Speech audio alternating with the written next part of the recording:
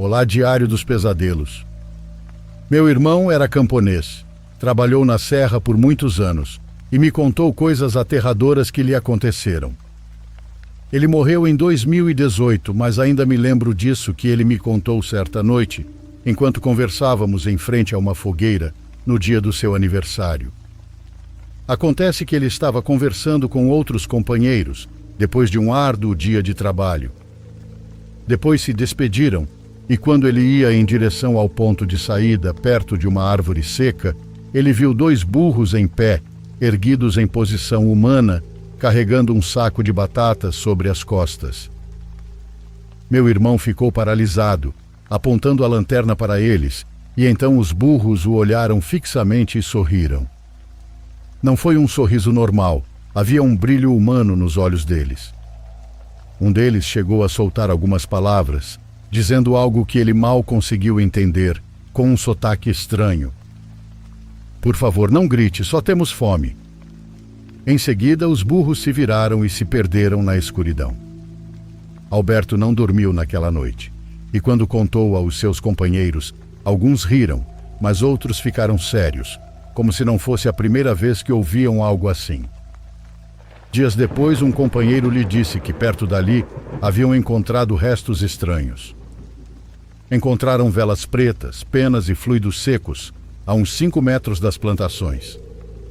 O povo comentava em voz baixa que eram bruxos fazendo suas coisas. Alberto nunca soube se aqueles burros faziam parte daquilo ou que diabos tinha acontecido, mas essa história me deixou arrepiado pelo quão estranha é. Sempre que eu a lembrava, sentia um grande desconforto. E agora que ele não está mais aqui, não consigo evitar pensar que talvez tenha visto algo que não deveria.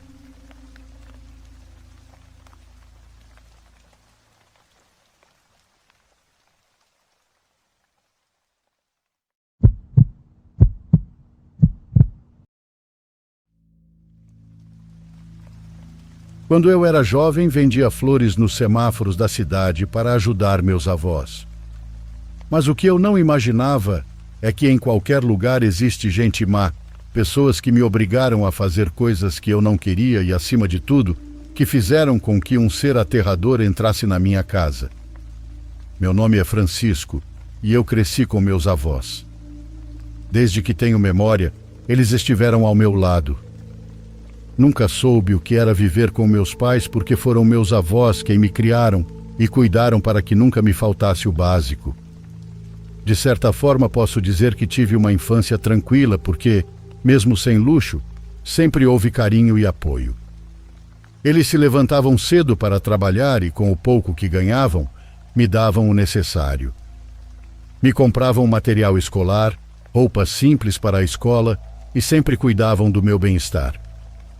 Quando terminei o ensino fundamental, as coisas começaram a mudar.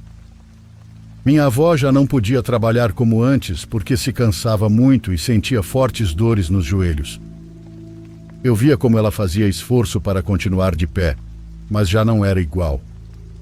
Naquele momento, decidi que preferia ajudar em casa em vez de continuar estudando.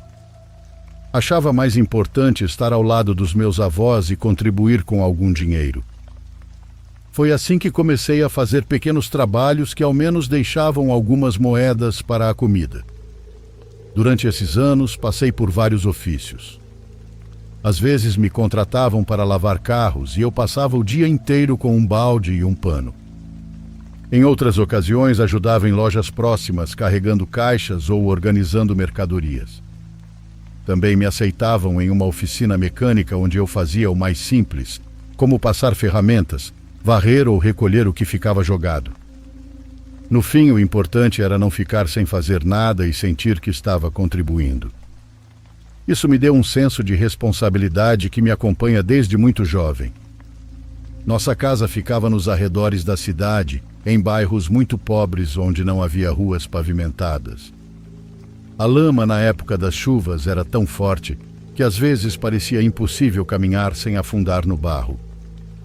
Casas quase caindo eram o normais naquela região. Mesmo assim, aquele lugar era meu lar, e embora faltasse muita coisa, eu o sentia como o bem mais valioso que tinha. Com os anos aprendi que não importava tanto o material, mas sim o significado de viver com as pessoas que a gente ama. Meu avô trabalhava em uma marcenaria que ficava a alguns minutos de bicicleta. Todos os dias ele se levantava bem cedo e antes mesmo de amanhecer já estava pedalando para lá. Eu ficava com minha avó para cuidar dela. Muitas vezes era eu quem descia até a loja porque para ela era difícil caminhar até lá. Essa rotina se tornou parte da minha vida. Meu avô chegava tarde, cansado, cheio de serragem, mas com um sorriso no rosto. Nunca o ouvi reclamar, embora saiba que muitas vezes mal tinha forças. Minha avó, por outro lado, passava a maior parte do dia em casa. Ela tinha dificuldades para se locomover, então eu tentava facilitar ao máximo sua vida. Servia-lhe água, preparava um chá simples e buscava formas de evitar que ela se esforçasse além da conta.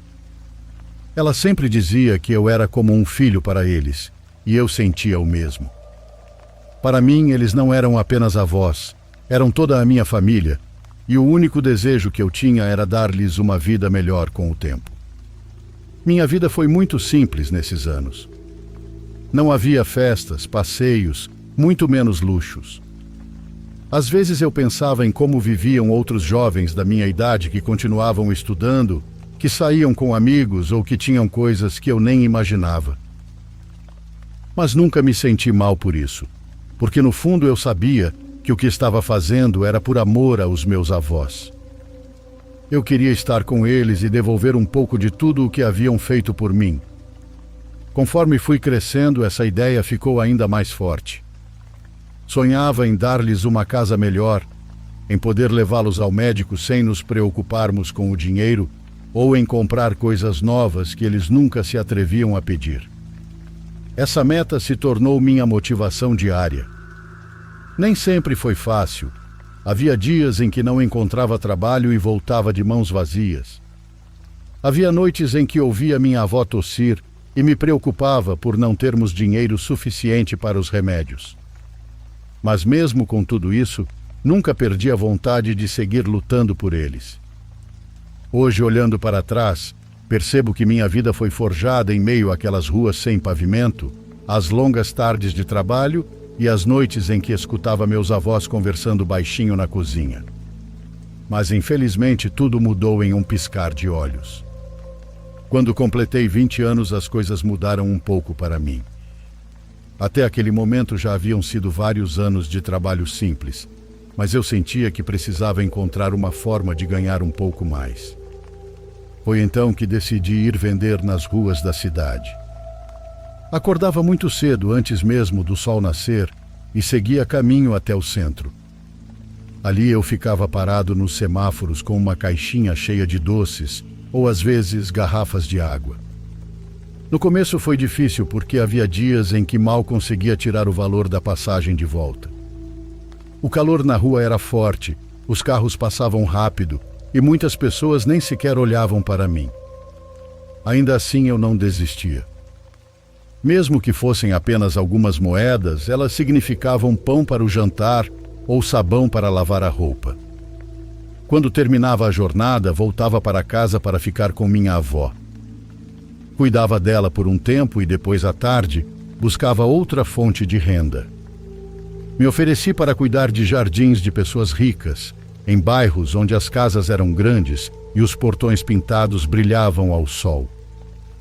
Eu não tinha experiência, mas com vontade e esforço, aprendi a podar plantas e manter tudo em ordem.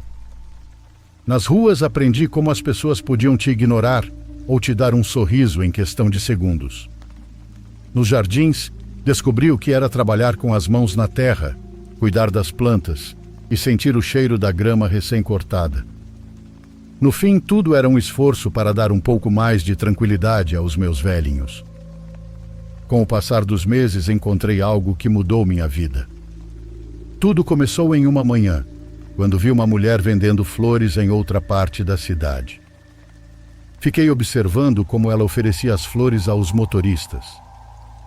Tinha um balde com rosas e girassóis, e embora não se aproximasse de todos, sempre que alguém abaixava o vidro, Ela entregava uma flor com um sorriso e o motorista pagava sem reclamar. Essa cena me fez pensar. Se as pessoas compravam flores na rua, talvez eu também pudesse tentar. A primeira coisa que pensei foi que não queria tirar o trabalho dela, por isso procurei outro lugar, longe de onde ela ficava. Comprei algumas flores com o pouco que tinha e resolvi arriscar. A surpresa foi que funcionou. Naquele dia vendi tudo e voltei para casa com mais dinheiro do que em uma semana inteira vendendo doces.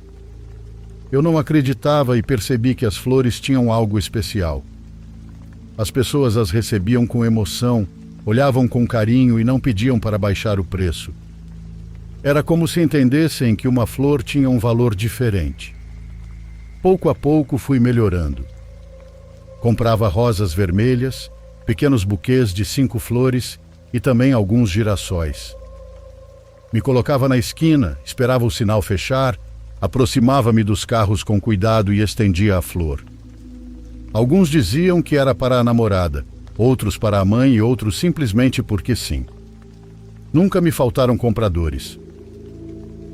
Era um trabalho duro porque eu precisava andar muito e ficar sob o sol, mas sentia diferente de tudo que já havia feito antes. Com as flores eu ganhava mais, podia levar comida de melhor qualidade para casa e comprar para minha avó o que fosse necessário. Houve uma fase em que eu chegava a fazer 2 turnos por dia. Saía de manhã, voltava para almoçar e depois ia novamente à tarde. Nessa hora havia mais trânsito e as pessoas pareciam mais dispostas a comprar. Com o tempo conquistei clientes frequentes.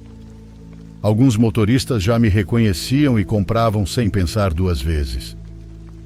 Isso me dava confiança e me fazia sentir que finalmente eu havia encontrado algo estável. O que eu mais gostava era que sempre levava uma flor para minha avó. Podia ser uma rosa simples ou um girassol amarelo que alegrava a mesa. Sempre que chegava, eu a entregava e ela sorria como uma criança. Dizia que nunca tinha recebido tantas flores na vida e me agradecia de coração. Às vezes ela brincava com meu avô, reclamando que ele nunca tinha lhe dado flores. Tudo mudou em uma tarde para a noite. Naquele dia eu havia trabalhado desde cedo e me restavam apenas 2 buquês para vender.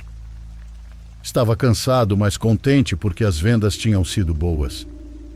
O sol já estava se pondo e as luzes dos carros iluminavam a rua onde eu estava parado. Foi então que uma caminhonete muito bonita parou na minha frente. Era daquelas que a gente sabe que custam muito dinheiro, com vidros escuros e pintura que brilhava até na luz mais fraca. O motorista abaixou o vidro e me chamou com a mão. Aproximei-me pensando que compraria um buquê como qualquer outro cliente, e assim foi. Entreguei-lhe o buquê e ele o pegou com calma, mas notei algo estranho. Segurou-o por alguns segundos a mais do que o normal e parecia que mexia as mãos dentro do papel que envolvia as flores. Quando me devolveu, disse que eu tinha que entregá-lo a um homem que passaria em uma caminhonete azul dentro de uns 10 minutos. Deixou claro que era muito importante que eu não visse o que havia dentro. Naquele momento apenas assenti, sem saber o que pensar.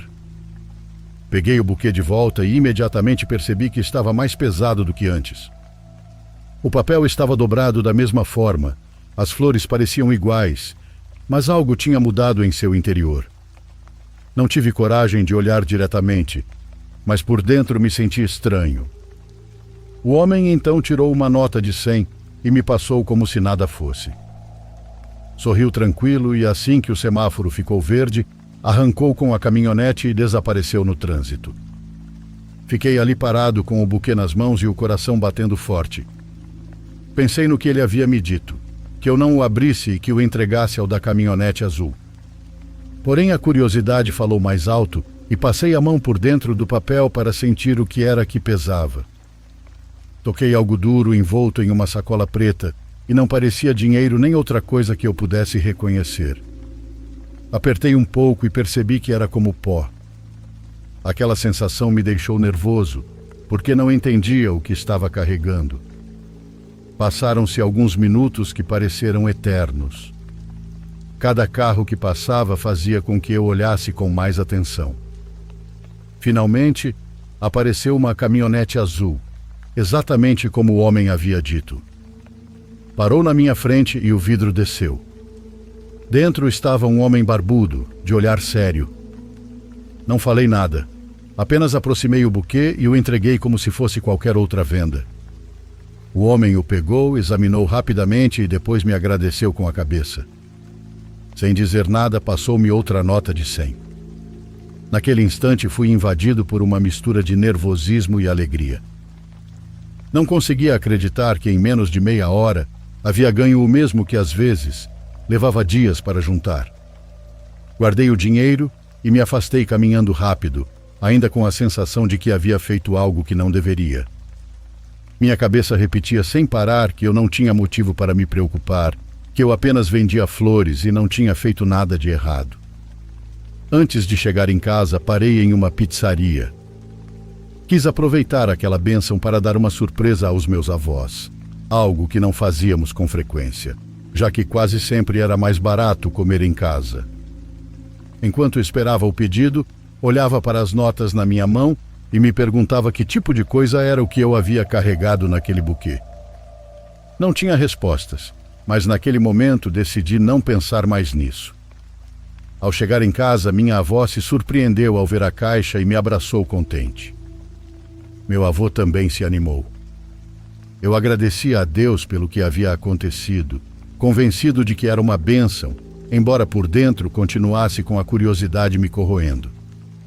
Sabia que havia algo estranho, algo que não era normal, mas tentei me acalmar repetindo para mim mesmo que eu só estava vendendo flores. Depois daquela primeira vez, as trocas se tornaram constantes. Não passou nem uma semana quando voltaram a aparecer no mesmo ponto. No início pensei que tinha sido algo isolado, um favor que fiz por acaso, mas logo percebi que não era assim. Nas 2 semanas seguintes, quase todos os dias eu me encontrava com os mesmos 2 homens. Às vezes chegavam primeiro em uma caminhonete preta, outras vezes em uma branca, depois em uma cinza, mas sempre eram eles. Chamavam-me com um aceno de mão, me entregavam um buquê e pediam que eu o levasse até o outro. Entregava-o alguns minutos depois e me davam uma nota de 100.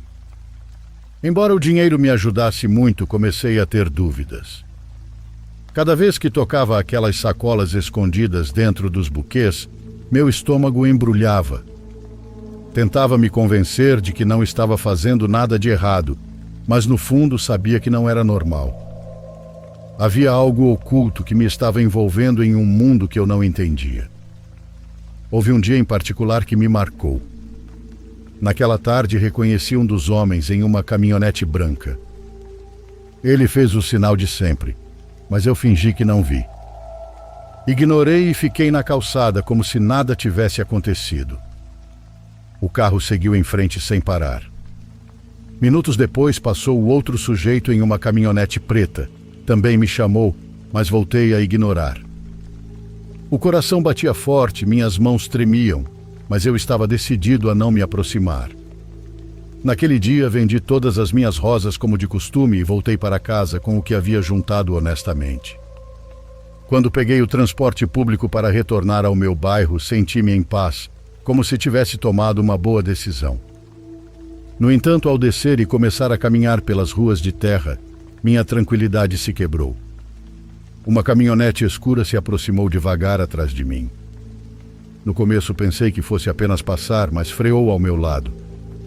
O vidro abaixou e vi o mesmo homem que havia me chamado horas antes. Com aquela voz grossa, disse que eu entrasse. Fiquei parado, não queria, mas o sujeito repetiu a ordem com um tom mais duro. O medo me venceu e acabei entrando no banco de trás, ao lado do passageiro. Assim que fechei a porta, a caminhonete arrancou. O silêncio dentro era pesado. Eu não sabia se olhava pela janela ou se ficava imóvel. Foi então que o homem disse que a partir de agora eu trabalhava para eles. Falou com calma, sem gritar, mas sua voz tinha um tom estranho. Depois acrescentou que eu não precisava me preocupar, que eles me dariam bom dinheiro e que com isso eu poderia ajudar meus avós. O fato dele mencionar meus avós quase me deu um troço. Não entendia como sabiam deles, mas era claro que já conheciam mais da minha vida do que eu gostaria. Comecei a entrar em pânico, mas respondi que não queria problemas com ninguém, que eu só vendia flores e que preferia viver tranquilo. O homem sorriu de um jeito estranho e disse que eu não teria problemas com ninguém, que pelo contrário, eles iriam me proteger.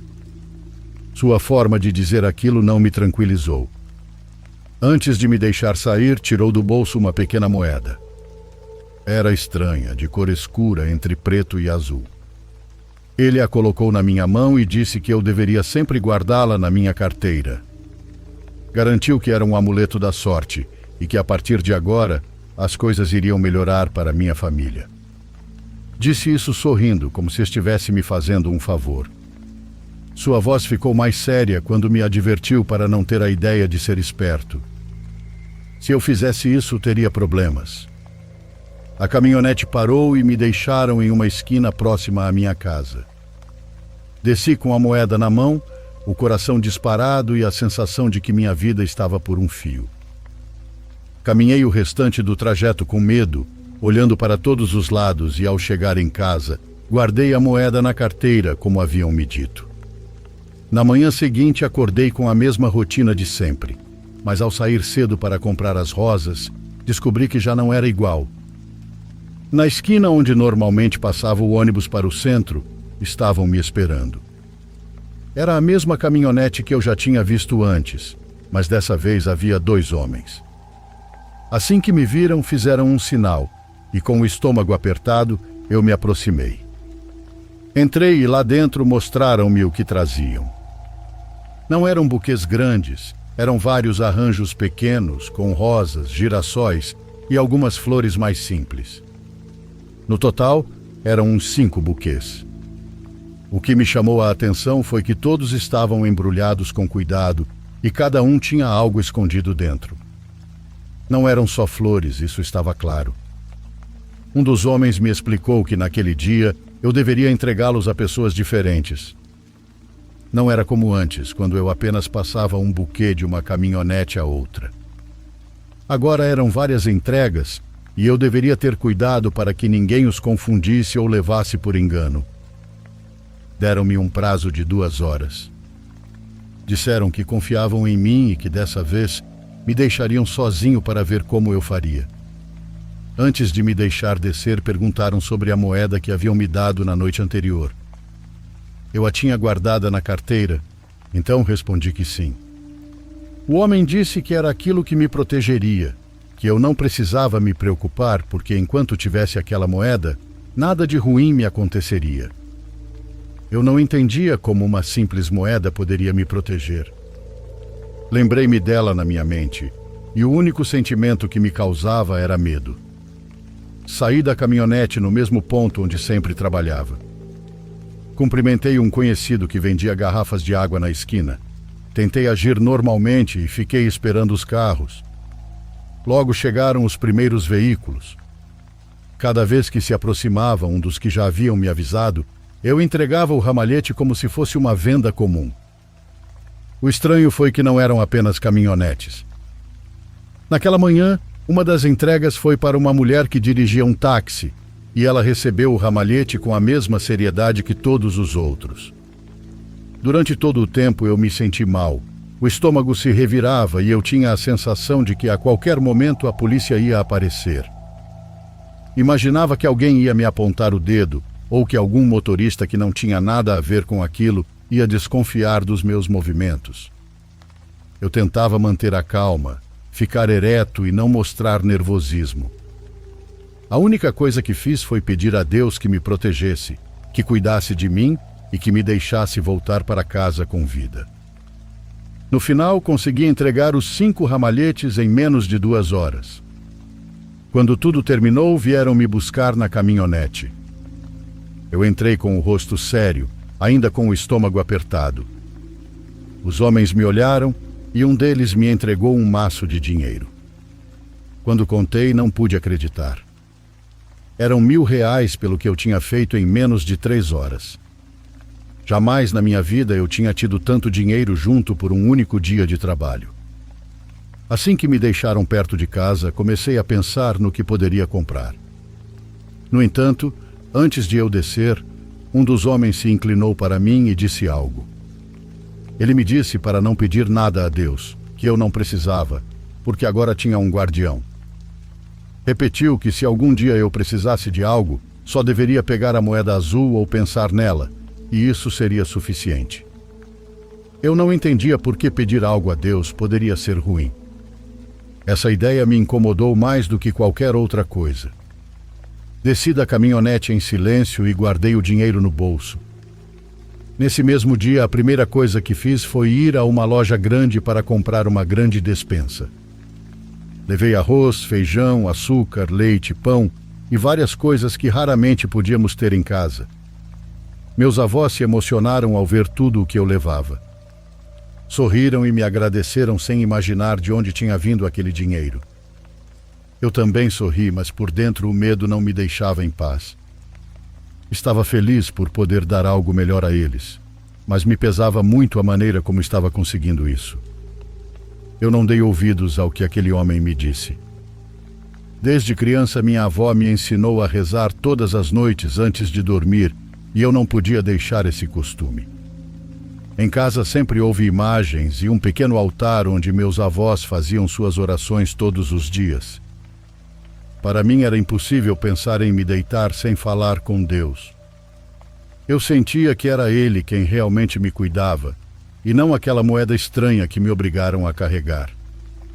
Embora eu tentasse me afastar daqueles homens, nunca conseguia por completo. Eles sempre apareciam perto de casa, esperando na esquina, ou me seguindo à distância quando eu ia ao centro. Não importava o quanto eu tentasse evitá-los, eles estavam vigiando cada passo meu.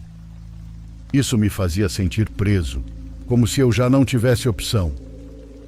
Acabei aceitando as entregas porque sabia que, de qualquer maneira, eles iriam me procurar.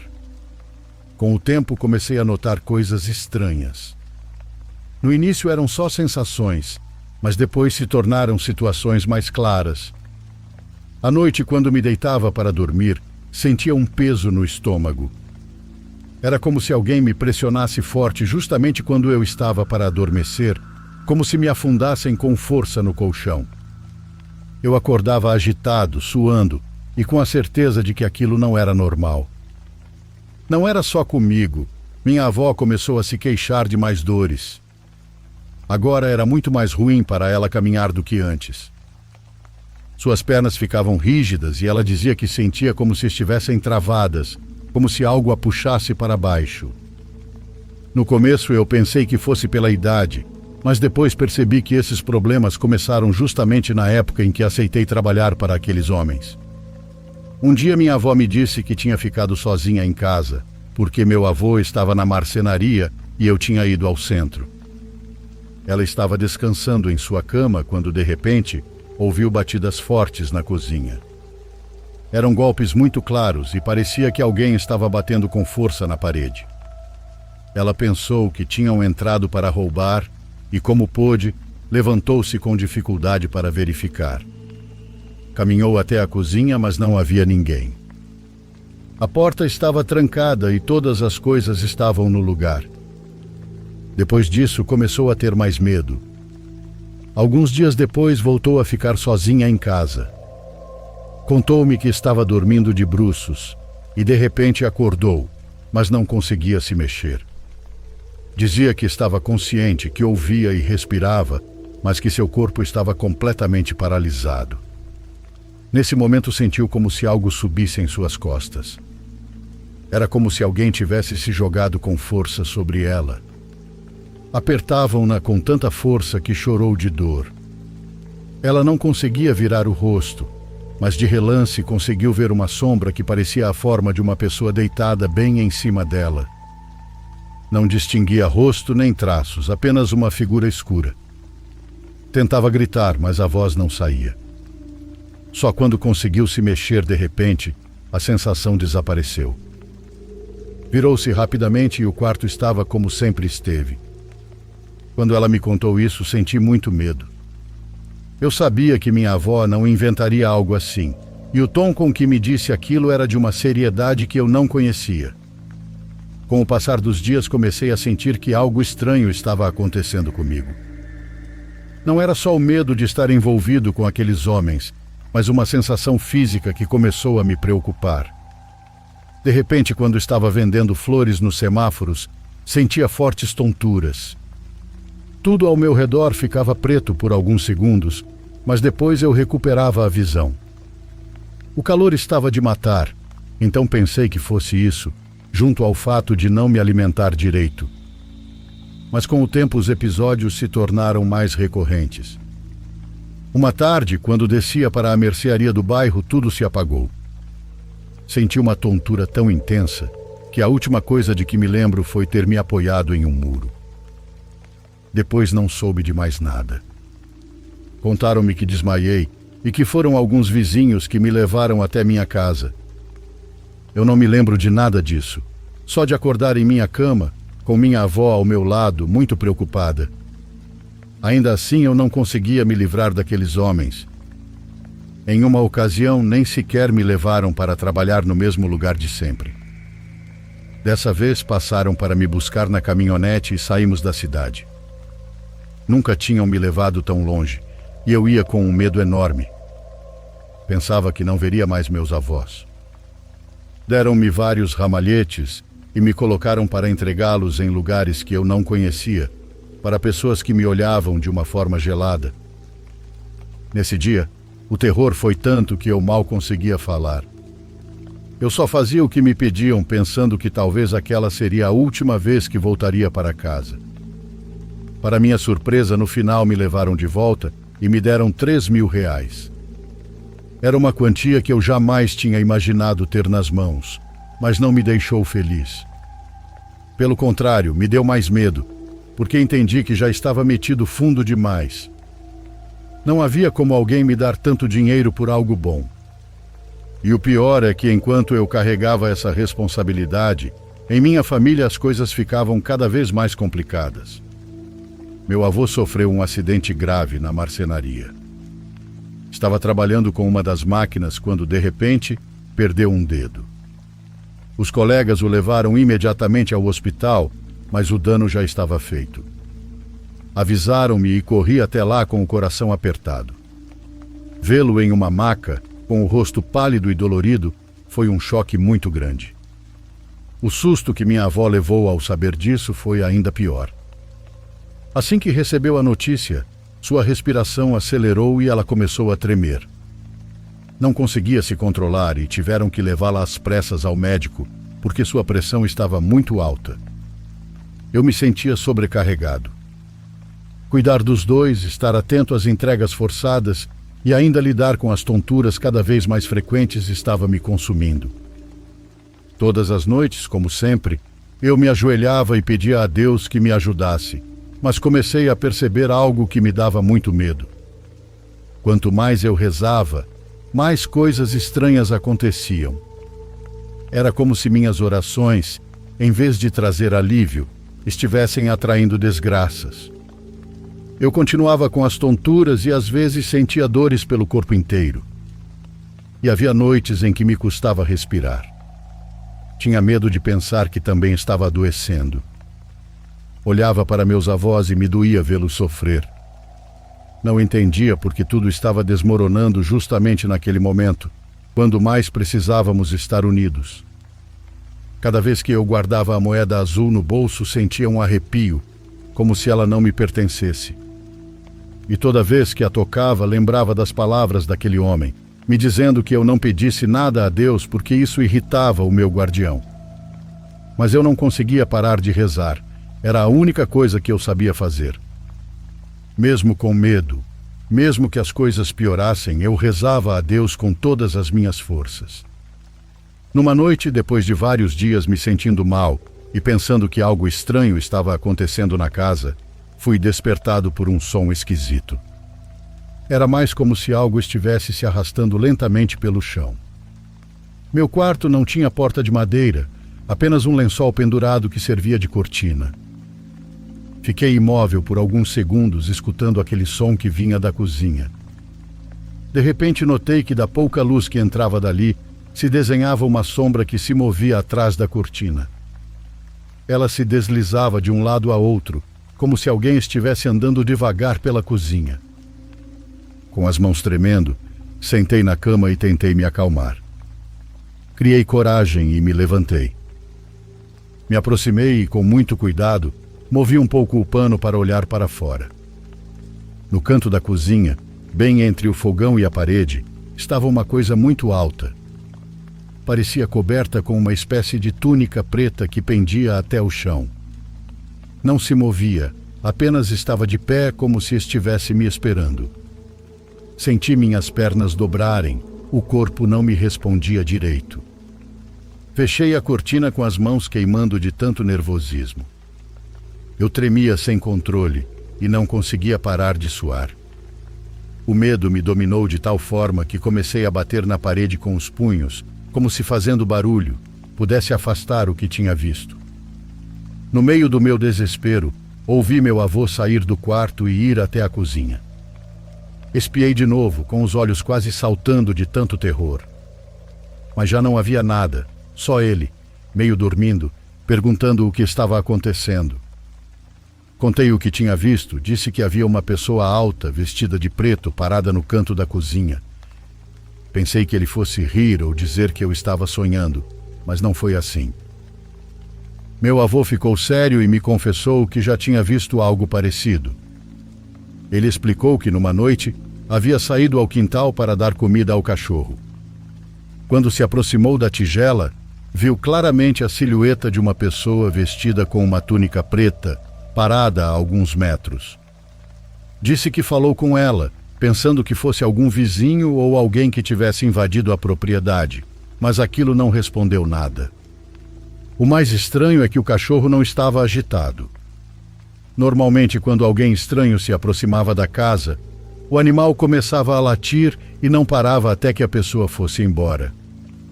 Mas naquela noite, o cachorro estava tranquilo, sem sequer olhar para a sombra. Meu avô ficou observando e, em questão de segundos, aquela figura se moveu rapidamente para o lado, como se tivesse dado um salto. Depois simplesmente desapareceu. Não ouviu passos nem ruído, apenas viu como ela sumia diante dos seus olhos. Naquela noite foi impossível dormir. Sentia que aquela sombra podia voltar a qualquer momento, entrar no meu quarto e ficar parada ao lado da minha cama. O medo já estava me dominando por completo. Cada dia ficava mais difícil sair de casa. Já não era só o risco da polícia me pegar com algo que eu nem sabia direito o que era, mas também o terror de sentir aquela presença na casa e ver meus avós cada vez mais doentes. Um dia, enquanto me levavam na caminhonete para fazer mais entregas, criei coragem para perguntar a um daqueles homens o que estava preso na minha mente há semanas. Perguntei quem era aquele ser que supostamente era nosso anjo da guarda. O homem me olhou de lado e ficou calado alguns segundos. Depois respondeu com frieza. Disse que aquele ser era um guardião, que eu não devia ter medo dele porque estava ali para proteger gente como eles, os que se dedicavam àquele tipo de negócio. Segundo ele, protegia os que cumpriam com seu trabalho, mas também advertiu que era muito ciumento. O sujeito então me perguntou se eu ainda rezava para Deus. Eu não podia dizer a verdade, então respondi que tinha parado de fazer isso. Ele sorriu, como se estivesse satisfeito com a resposta, e disse que era melhor assim, que se eu continuasse acreditando em Deus, aquele ser iria ficar com ciúmes e começaria a ferir as pessoas ao meu redor. Eu não conseguia processar o que dizia, pois tudo soava tão irreal e sem lógica. No entanto, dentro de mim, eu sabia que o que estava acontecendo na minha casa parecia estar relacionado. Chorava porque já não queria mais trabalhar com eles. O dinheiro já não me servia de nada se em troca eu tinha que viver com aquele terror constante. O que mais medo me dava não era ser descoberto pela polícia, mas sim que aqueles homens um dia me fizessem desaparecer, como eu já tinha ouvido acontecer com muitos outros. Às vezes, quando me deixavam perto de casa, eu caminhava devagar pelas ruas de terra da minha vizinhança. Eu não queria chegar, não queria olhar nos olhos dos meus avós, sabendo que tudo o que estava acontecendo era consequência das decisões que eu tinha tomado. Nesses trajetos, mais de uma vez, parei e desabei em choro. Eu não aguentava mais, me sentia preso entre a cruz e a espada, sem saída. Chorava escondido, com medo de que alguém me escutasse. Limpava o rosto rápido antes de chegar em casa, para que meus avós não percebessem nada, mas por dentro eu estava destruído. Já não era o mesmo rapaz que vendia flores com esperança de lhes dar uma vida melhor. Agora era um jovem com um ser obscuro, vigiando sua casa e com o medo constante de que a qualquer dia tudo acabasse. Com o passar dos dias em casa, tudo virou uma merda. Era um cheiro que foi se impregnando pouco a pouco. Era um cheiro difícil de descrever, como uma mistura de roupa parada no tanque, com feijão azedo. Era como se muitas coisas se misturassem no ar. Aquilo me incomodava tanto que comecei a limpar tudo. Dei banho no cachorro, esfreguei o chão, tirei o lixo, mas nada adiantava. Pelo contrário, parecia mais presente a cada dia, como se tivesse grudado nas paredes e nos móveis. De verdade, era insuportável. Uma tarde voltei do trabalho e encontrei meu avô na sala. Com a mão boa, ele estava limpando os quadros de santos que tínhamos no altar da casa. Me chamou a atenção porque fazia isso com muito esforço, como se estivesse limpando algo muito sujo. Me aproximei e notei que sobre as imagens havia umas manchas escuras. O estranho é que não saíam de jeito nenhum. Ele já tinha tentado com água, com sabão, e nada funcionava. Dava para notar sua aflição, porque ele limpava e limpava, mas as manchas continuavam. Naquela tarde o vi chorar. Sentou-se numa cadeira com o pano na mão e me disse que estava muito preocupado com minha avó. Ela já estava muito doentinha. Às vezes não queria comer e passava o dia deitada. Doeu-me ouvir aquilo porque o vi derrotado. Aquele homem que sempre me pareceu forte e trabalhador, agora chorava de medo de perder a mulher da sua vida. Todo o dinheiro que aqueles homens me davam parecia não servir de nada. Mal chegava às minhas mãos e já ia embora com remédios, consultas e coisas que só eram consequência de estar metido naquele mundo. Já não via aquele dinheiro como uma bênção, eu o sentia como um castigo. Um dia, com a cabeça cheia de pensamentos, propus ao meu avô que fôssemos para outra cidade, que recomeçássemos em outro lugar, embora eu mesmo soubesse que a ideia soava fantasiosa. Ele me ouviu e depois respondeu que não podia fazer isso. Aquela casa e aquele terreno eram a única coisa que tínhamos. Comentou que logo iria melhorar e voltaria a trabalhar, que não havia necessidade de fugir. Eu o olhava e queria dizer a verdade. Queria confessar tudo, mas não conseguia. Então ele me olhou com seriedade e me disse algo que me atravessou. Comentou que os vizinhos tinham me visto várias vezes entrando numa caminhonete de manhã. Me perguntou se eu estava metido em algo ruim, porque também tinha notado que eu trazia mais dinheiro para casa e isso não era normal. Aquele momento foi um dos mais duros da minha vida. Ver os olhos do meu avô cheios de medo e tristeza me quebrou por dentro. Quis contar tudo, dizer o que estava acontecendo, mas não fui capaz. Com dor no coração, neguei. Disse que não era verdade, que trabalhava muito e que o dinheiro vinha do meu esforço. Prometi a ele que não estava fazendo nada de errado. Senti que aquela mentira era uma traição, mas também me convenci de que dizer a verdade só o afundaria ainda mais. Naquela noite vi ele ficar em silêncio com o olhar perdido e fui para o meu quarto com a garganta apertada. Numa madrugada acordei, fiquei deitado em silêncio e então ouvi a voz da minha avó me chamando da cozinha. Era a voz dela. Levantei rápido pensando que algo havia acontecido. Caminhei até a cozinha, mas quando cheguei não vi ninguém. Tudo estava em silêncio, e apenas a luz fraca que entrava da rua iluminava um pouco os móveis. Espiei no quarto dos meus avós para me certificar de que ela estava bem, e lá estavam os dois, dormindo profundamente. Minha avó respirava com calma e meu avô roncava um pouco. Fiquei parado na porta, confuso. Não entendia o que tinha ouvido. Pensei que talvez tivesse sonhado, mas nesse momento a voz voltou a soar mais forte e mais perto. Ouvi atrás de mim, quase sobre a minha nuca, com a mesma entonação de sempre. Girei com tudo e ao lado da geladeira estava a silhueta de uma idosa. Não era como uma sombra difusa, era um vulto nítido, uma figura que se distinguia claramente. Seu corpo era escuro, mas tinha a forma de uma mulher encurvada, com o cabelo comprido caindo sobre os ombros. Virei-me e corri para o quarto dos meus avós. Não quis acordá-los, não queria assustá-los ainda mais do que já estavam. Sentei em um canto do quarto, no chão, com as costas coladas na parede. Fiquei olhando para a porta, esperando que aquela coisa entrasse. Passaram minutos que pareceram horas, não ouvi passos nem vi a cortina se mover. O silêncio era absoluto, mas meu coração não parava de bater forte. Aquela noite não preguei os olhos. Fiquei naquele canto até amanhecer, pedindo a Deus que não deixasse aquela entidade entrar no quarto. Ao amanhecer, e antes que meus avós acordassem, saí para a garagem com os olhos inchados de cansaço. Sentia que não aguentava mais. Tinha medo da casa, das caminhonetes, da moeda, de tudo. O medo estava me consumindo e cada noite se tornava pior que a anterior. Por isso, quando aqueles homens passaram por mim outra vez na caminhonete e me levaram para outra parte da cidade para fazer entregas, criei coragem. Assim que tive oportunidade, lhes disse o que vinha guardando dentro de mim por semanas. Confessei que não queria continuar com aquilo, que seria a última vez. Falei com sinceridade, ainda que minha voz tremesse.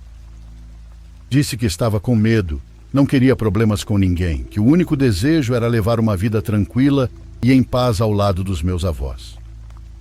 Esperava uma reação intensa, uma bronca, até uma ameaça, mas surpreendentemente aceitaram com calma. Me olharam sérios, e um deles respondeu que tudo bem, que se era isso que eu queria, não haveria problema. Disseram que só precisava terminar o que tinha para aquele dia, e depois não me incomodariam mais. Naquele momento senti um alívio tão grande que precisei abaixar a cabeça para que não vissem meus olhos cheios de água. Ao descer da caminhonete, quase senti as lágrimas caírem de felicidade. Era como se um peso enorme tivesse sido tirado de cima de mim. Só precisava entregar aqueles ramalhetes naquele dia, cumprir aquela última vez e depois seria livre. Comecei a trabalhar com mais calma do que das outras vezes. Entregava as flores aos carros que me haviam indicado, sem sentir aquela pressão insuportável de antes. No meio de tudo, enquanto esperava o semáforo mudar, enfiei a mão no bolso da calça e toquei a moeda azul que me tinham dado. Sem pensar muito, atirei, apertei-a na mão e a joguei no meio da rua. Nem me preocupei onde caiu, só queria que desaparecesse da minha vida. Desde aquele instante comecei a repetir a mim mesmo que a partir daquele dia seria livre, que não voltaria a carregar aquilo, que não haveria mais sombras, medo ou culpa. Cheguei até a imaginar o momento de voltar para casa, abraçar meus avós e dizer a eles que tudo ia melhorar. Mas a felicidade não durou muito, porque naquela mesma tarde começou o verdadeiro terror. Voltando para casa, a primeira coisa que me chamou a atenção foi que o bairro estava mais agitado que o normal.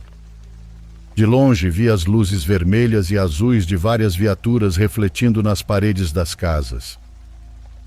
Também havia uma ambulância estacionada justamente na rua onde morávamos. Os vizinhos estavam reunidos em pequenos grupos, olhando para minha casa com rostos sérios. Naquele instante senti uma terrível sensação. Não sabia o que tinha acontecido, mas meu corpo já entendia antes da minha mente. Comecei a correr e quanto mais me aproximava, mais forte era o pressentimento sombrio. Ao chegar na esquina, pude ver claramente o que acontecia.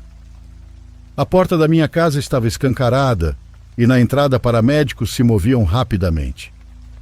Parei em seco quando meus olhos viram o que nunca quis ver. Estavam colocando os corpos dos meus avós na ambulância, minha avó enrolada em um lençol branco, meu avô coberto até o rosto, ambos imóveis, ambos sem vida. Naquele instante, minha mente se apagou. Não lembro de cada detalhe porque foi como se tudo ficasse branco e distante. O mundo seguia em movimento, mas eu fiquei suspenso naquele momento. Só ouvia um zumbido forte nos ouvidos, como se estivesse dentro de um sino. Gritei como um louco. Tentava me aproximar, tocá-los, confirmar que ainda respiravam, mas os homens da ambulância me impediram. Me empurravam para trás dizendo que eu não podia passar, que me acalmasse. Eu não entendia nada, só queria chegar até eles. Nem cheguei a entrar em casa, não me deixaram chegar perto. Mas por dentro eu já sabia o que tinha acontecido, não havia dúvida. Tudo aquilo não era acidente, era vingança contra mim, contra minha desobediência. Fiquei com os gritos presos na garganta, sentindo meu coração se partir em dois. Meus avós eram tudo o que eu tinha, e em um piscar de olhos os havia perdido. O pior foi a culpa. A culpa me atravessou como um veneno. Eu sabia que tinha provocado tudo, que por me meter naquele mundo e por aceitar a proteção de algo que nunca entendi, havia trazido aquela desgraça para minha casa. O olhar dos meus vizinhos confirmava isso. Eles me observavam com desconfiança, tristeza e medo. Eu podia sentir em seu silêncio que me apontavam como responsável. Aquela tarde minha vida mudou para sempre. Já não havia nada que eu pudesse fazer por eles. Já não tinha um lar, uma família, e só me restava a lembrança do carinho deles.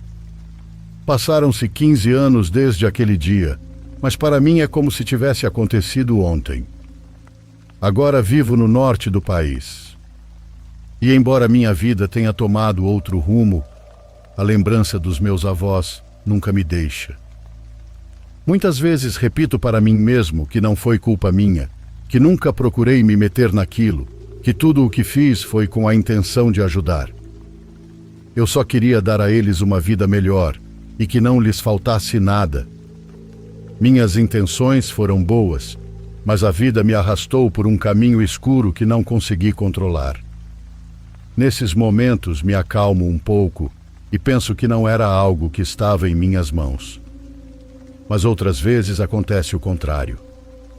Não é fácil viver com a sensação de que falhei com as únicas pessoas que me deram tudo na vida.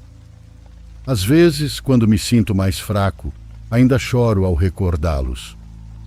Ouço suas vozes e penso em tudo o que sofreram no final.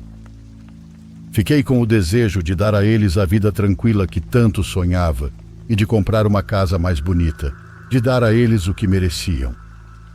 E até hoje isso continua sendo um espinho no meu coração. As pessoas que me conhecem pensam que sou um homem forte, mas por dentro sigo carregando o peso dessa história. Nunca deixei de rezar. Todas as noites sigo pedindo a Deus que cuide dos meus velhinhos e que lhes dê descanso no céu. Esse costume nunca perdi, porque foi o que eles me ensinaram desde criança. O que mais me inquieta até hoje é não saber o que realmente era aquele guardião de quem aqueles homens falavam.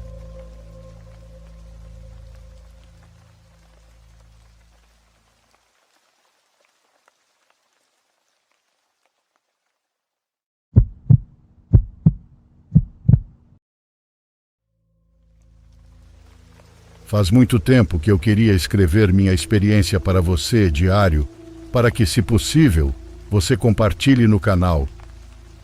E sinceramente eu não entendo o que aconteceu naquela noite. Não é que houvesse outra possibilidade, porque tudo foi tão claro, mas ao mesmo tempo tão impossível. Ainda assim eu acredito nisso. O problema é que me custa aceitar. Na época em que isso aconteceu, em 2017, eu ainda morava com meus pais.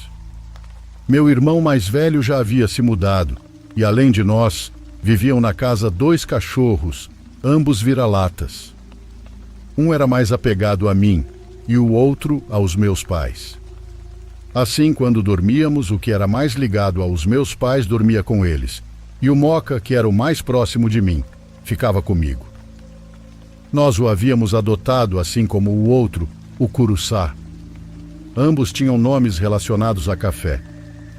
Eles estavam conosco havia apenas 1 ano, mas eram ótimos cachorros.